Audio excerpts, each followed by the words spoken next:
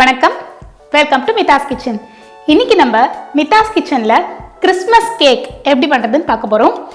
ஜென்ரலா கிறிஸ்மஸ் கேக்ல ஆல்கஹால்லாம் சேர்ப்பாங்க. பட் நம்ம ஆல்கஹால் எதுவும் சேர்க்காம ஃப்ரூட் ஜூஸ் வச்சே ஒரு சூப்பரான கேக் எப்படி செய்யறதுன்னு பார்ப்போம். இதை நம்ம முட்டை கூட சேர்க்காம பண்ண போறோம். வாங்க இந்த ரெசிபி எப்படி செய்யறதுன்னு பார்ப்போம். அதுக்கு இந்த மாதிரி ஒரு பவுல்ல அரை கப் கிட்ட நம்ம கிரேப் ஜூஸ் சேர்த்துக்கலாம். இப்போ இந்த கிரேப் ஜூஸ்ல நம்ம ட்ரை ஃப்ரூட்ஸ் எல்லாம் ஊற வைக்க போறோம்.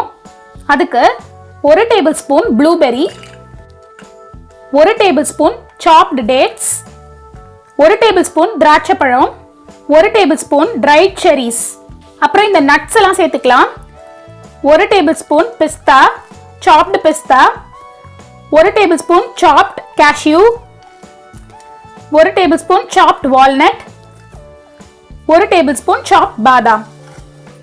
இப்போ இது எல்லாத்தையும் நம்ம மிக்ஸ் பண்ணிட்டு இந்த ட்ரை ஃப்ரூட்ஸும் நட்ஸும் இதுலேயே கிட்டத்தட்ட 1 to 2 hours கிட்ட இது நல்லா ஊறட்டும். அதுக்கப்புறமா நம்ம கேக் செய்யலாம். இப்போ நம்ம அது ஊறின்னு இருக்கிறதுக்குள்ள கேரமல் சிரப் ரெடி பண்ணிடலாம்.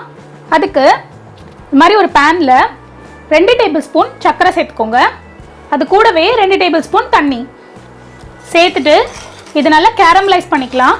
நல்லா கொதிச்சு சர்க்கரை ப்ரௌன் கலர் ஆகணும். அது வரைக்கும் இதை நம்ம நல்லா கொதிக்க விடணும். கருக்கிடக்கூடாது சர்க்கரையை. கலர் சேஞ்ச் ஆக சமயத்தில் உங்களுக்கு ஒரு லைட்டாக ஒரு ஸ்மெல் வரும். அதை வச்சே நீங்கள் கண்டுபிடிச்சிடலாம் சுகர் கேரமலைஸ் ஆக போகுதுன்ட்டு. இது பாருங்கள், உங்களுக்கு தெரியுது பாருங்கள், கலர் சேஞ்ச் ஆகுது. இப்போ எனக்கு நல்ல வாசனை தெரியறது. இந்த ஸ்டேஜ் தான் நம்ம ரொம்ப கேர்ஃபுல்லாக இருக்கணும். இங்கே பாருங்கள், அழகான கோல்டன் ப்ரௌன் கலர் வந்துடுது. இதில் நம்ம கொஞ்சம் 2 ஸ்பூன் கிட்ட தண்ணி விட்டுலாம். அவ்வளோதான், விட்டுட்டு ஸ்டவ் ஆஃப் பண்ணிடுங்க. நம்மளோட கேரமல் சிரப் ரெடி ஆகிடுது. 1/4 கப் பால் எடுத்துக்கோங்க. அதில் 1 டீஸ்பூன் வினிகர் சேர்த்து மிக்ஸ் பண்ணி வச்சுக்கோங்க. இதுதான் நம்ம அந்த கேக் பேட்டரில் சேர்க்க போகிறோம். இப்போ நம்மளோட ட்ரை ஃப்ரூட்ஸ்லாம் நல்லா ஊறிருக்கு, ஒரு 2 ஹவர்ஸாக ஊறிருக்கு. ஸோ இதில் நம்ம கேரமல் சிரப் சேர்த்துடலாம். கேரமல் சிரப் சேர்த்த அப்புறம் இதில் 1/4 கப் கிட்ட எண்ணெய் சேர்த்துக்கோங்க. அது கூடவே அரை கப் சர்க்கரை சேர்த்துட்டு நல்லா மிக்ஸ் பண்ணிக்கோங்க. நம்ம கேரமல் சிரப் எதுக்காக சேர்த்துருக்கோம்னா, இந்த கேக்குக்கு ஒரு அழகான ப்ரௌன் கலர் இருக்கும். அந்த கேரமல் சிரப் அந்த ப்ரௌன் கலரை கொடுக்கும். அதுக்காக தான் நம்ம சேர்த்துருக்கோம். இப்போ எல்லாத்தையும் நல்லா மிக்ஸ் பண்ணிட்டு இதில் நம்ம ட்ரை இன்க்ரீடியன்ஸ்லாம் சேர்த்துடலாம். அதுக்கு இந்த மாதிரி ஒரு சீவர் வச்சுக்கோங்க. இதில் 1/4 கப் மைதா மாவு சேர்த்துக்கலாம். இது கூட 1 டீஸ்பூன் பேக்கிங் பவுடர், அரை டீஸ்பூன் கிட்ட பேக்கிங் சோடா, 1 சிட்டிகை உப்பு, இது சின்னமன் பவுடர், பட்டை பவுடர் சேர்க்குறேன், அது ஒரு 1/4 டீஸ்பூன், ஏலக்காய் தூள் 1/4 teaspoon, try ginger powder 1/4 teaspoon. இது எல்லாத்தையும் சேர்த்து நல்லா சலிச்சுக்கலாம். இது எல்லாத்தையும் சேர்த்துட்டு நம்ம நல்லா மிக்ஸ் பண்ணி விட்டுக்கலாம்.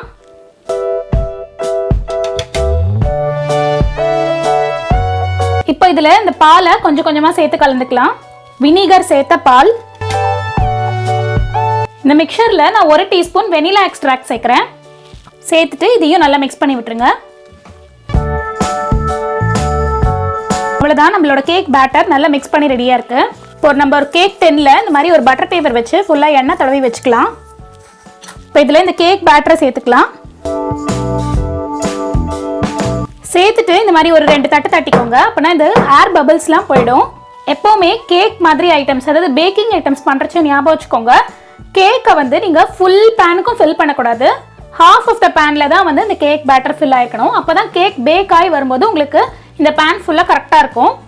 இல்லைன்னா மாவு வழிஞ்சிரும். இப்போ நம்மளோட கேக் மாவு பேக் ஆகிறதுக்கு கரெக்டாக ரெடியாக இருக்குது. இதை நம்ம பேக் பண்ணிடலாம். கிட்டத்தட்ட 35லேருந்து 40 மினிட்ஸ் வரைக்கும் இதை நம்ம ஒரு பேனில் பேக் பண்ணி எடுத்துக்கலாம். இப்போ நம்ம இந்த மாதிரி ஒரு பேனில் உள்ளே ஒரு ஸ்டாண்ட் வச்சு இதை ஒரு 10 மினிட்ஸ் கிட்ட ப்ரீ ஹீட் பண்ணிக்கலாம். மீடியம் ஃப்ளேமில் ப்ரீ ஹீட் பண்ணிக்கோங்க. ப்ரீ ஹீட் ஆனதும் இந்த கேக் பேட்டரை இதுக்குள்ளே வச்சிடலாம். வச்சுட்டு இதை நம்ம மூடிடலாம். மூடிட்டு லோ மீடியம் ஃப்ளேமில் 35லேருந்து 40 மினிட்ஸ் கிட்ட இந்த கேக்கை வேக வச்சு எடுத்துக்கலாம். இப்போ 35 மினிட்ஸாக அந்த கேக் குக் ஆகிட்டு இருக்கு. இது பேக் ஆகிடுதான்னு பார்க்கலாம். ஒரு டூத் பிக்கை இதை வச்சு குத்தி பார்ப்போம். சென்டரில் குத்தி பாருங்கள். பாருங்கள், அழகாக ஒட்டாமல் வருது. கேக் நல்லா பேக் ஆகிடுது. இப்போ நம்ம இதை ஆஃப் பண்ணி வெளியில் எடுத்து வச்சிடலாம். இப்போ இந்த கேக் நல்லா ஆறட்டும், அதுக்கப்புறமா இதை நம்ம பீஸ் போட்டுக்கலாம். இப்போ கேக் நல்லா ஆறிட்டு இதை நம்ம வந்து ஒரு பிளேட்டில் மாற்றிடலாம்.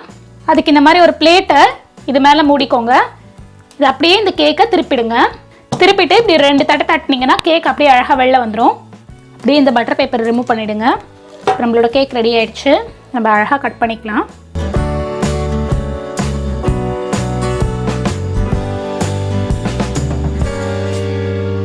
பாருங்க எவ்வளோ சாஃப்டான கிறிஸ்மஸ் கேக் ரெடி ஆயிடுச்சுன்ட்டு. அவ்வளோதான், நம்ம வீட்லேயே செஞ்ச சூப்பரான கிறிஸ்மஸ் கேக் ரெடி ஆயிடுச்சு. இதில் நம்ம வந்து ஆல்கஹால் எதுவும் சேர்க்கலை, முட்டை சேர்க்கலை, அதே போல் அவன்லேயும் இல்லாமல் சூப்பராக ஒரு கேக் ரெடி பண்ணிட்டோம். இந்த ரெசிபி உங்கள் வீட்டில் நீங்கள் ட்ரை பண்ணி பாருங்கள். உங்களுக்கு என்னோட ரெசிபிஸ் பிடிச்சிருந்தா மறக்காமல் மிதாஸ் கிச்சனுக்கு சப்ஸ்கிரைப் பண்ணுங்கள். தேங்க்யூ.